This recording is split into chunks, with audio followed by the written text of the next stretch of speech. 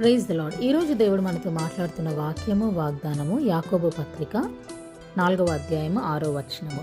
ఆయన ఎక్కువ కృపనిచ్చును, అందుచేత దేవుడు అహంకారులను ఎదిరించి దీనులకు కృప అనుగ్రహించును అని లేఖనము చెప్పుచున్నది. హల్లెలూయా.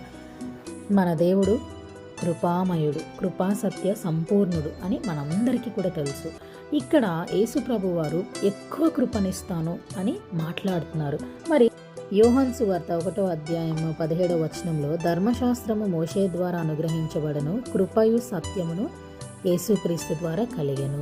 ఆయన కృపను బట్టి మనము రక్షించబడ్డాము. మన యేసు ప్రభు వారు కృప సత్యము కొరకే ఆయన మరి వచ్చి ఉన్నారు. ఆయన కృప ఎక్కువ ఉంటుంది అని వాక్యం సెలవిస్తుంది. ఆయన కృప తరతరములు నిలిచి ఉంటుంది.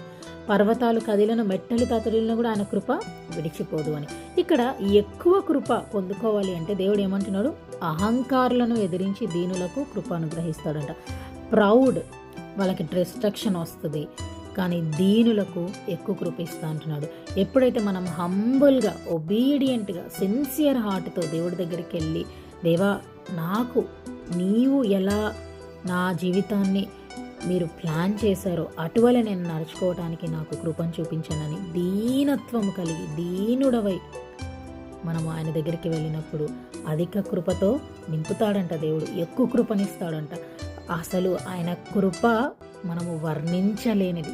గాలి పీల్చుకుంటున్నాము, బ్రతుకుతున్నామంటే కూడా it's only because of his life giving grace. మరి ఎక్కువ కృప చూపిస్తున్న దేవుడు మనకున్నాడు అంటే మనము దీనత్వంలో ఉండి దీనులముగా ఉండాలి అని వాక్యం సెలవిస్తుంది. May the lord bless you and give you peace. Have a fruitful day.